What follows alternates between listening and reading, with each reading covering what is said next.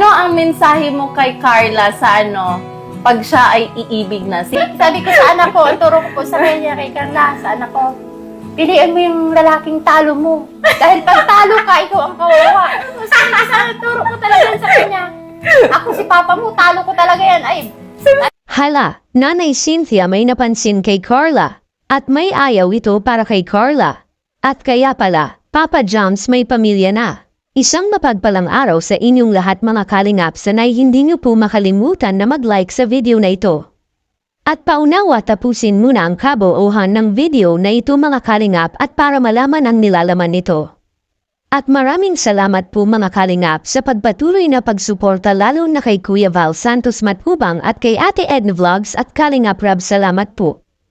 Kaya pala, Papa Joms may pamilya na. At nanay ni Carla na si Ate Cynthia may napansin kay Carla. Pero bago yun mga kalingap ay pag-usapan muna natin mga kalingap ang patungkol sa tambalan ngayon ng Jumcar mga kalingap na siyang pinakamatagal na love team ni Kalingap Rab na yun mga kalingap. Nagkakaroon na nga sila Papa Joms at Carla ng self-confident sa isa't isa at dahil na nga rin siguro ito sa katagal na nilang magkakakilala at magkakasama mga kalingap kaya may confident na si Carla kahit na maraming tao ay nagkakahawakan pa rin sila ng kamay mga kalingap. Ang tanging hinihintay na lang ni Carla sa ngayon na sana makikilala rin ni Carla ang pamilya ni Papa Joms mga kalingap which is ang kanyang mga magulang. Mahalaga ito para kay Carla na makilala niya ang mga magulang sa kanyang minamahal at ito ay bilang paggalang na rin mga kalingap. At dahil na rin siguro sa kabaitan ni Papa Joms sa mama at papa ni Carla ay gusto rin ni Carla mga kalingap na bumawi rin ito sa pamilya ni Kalingap Jomar. Ito ang sinasabi noon pa mga kalingap na iba kong magmahal ang first love dahil kaya nitong gagawin ang lahat alang-alang sa tao na minamahal nito. At si Carla alam naman nating lahat na wala pa itong boyfriend simula ng pagkabata nito mga kalingap kaya. Ganun na lang ang gusto nitong makilala niya ang mga magulang ni Kalingap Jomar sa personal at para malaman naman ni Carla kung gaano kasaya ang mga magulang ni Papa Joms na makikilala nila si Carla.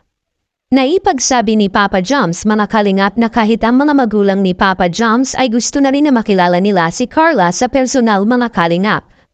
Maraming nakapagsabi na si Carla at Papa Joms ay mayroon na talaga silang relasyon sa isa't isa. Ngunit ito'y itinanggi ni Carla dahil ayaw pa nitong gumaamin kahit na sa ipinapakita ni Papa Joms sa harap ng kamera ay para na talaga silang may relasyon. Na kay Carla naman ang lahat ng yun ngunit kung totoo man na si Carla at Papa Joms ay magkarelasyon na silang dalawa mga kalingap. May nakapagsabi na mas maganda hindi ito ililihim sa magulang nila dahil may mga nangyayari kasi sa ilang mga kabataan ngayon na may mga palihim na relasyon na gugulat na lang ang mga magulang na may nangyari na pala sa anak nila.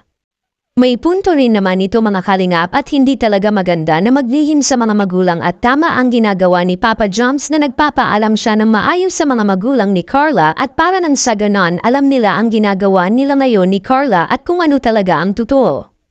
Totoo naman ang sinasabi ni Papa Joms na si Carla at siya ay palagi silang magkakasama lalo na kung may pasok si Carla at doon ito uuwi sa apartment nila ay palaging pinupuntahan ni Papa Joms si Carla at palagi silang lumalabas na sila lang dalawa mga kalingap. At Nanay Cynthia ano ba ang napansin nito kay Carla mga kalingap? Yan ang atin ang malalaman ngayon nag-itikto na nga ang ginagawa ni Carla mga kalingap dahil pumapayat na si Carla at hindi na ito masyadong mataba ang katawan nito at bagay na bagay sa kanya. At sa kabilang dako naman mga kalingap, Papa Joms may pamilya na.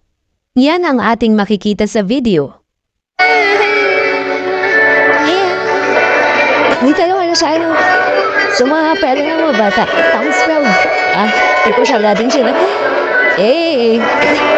Para tayong pamilya dito. Para mga anak natin to ay. Ito ba yun? Ito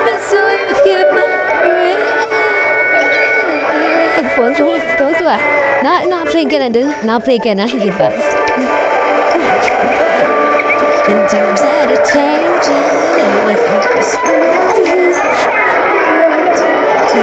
Grabe bagay na bagay ang magkaroon ng pamilya ang tambalang Jumcar. Anong masasabi niyo po tungkol dito? Please comment and God bless you all.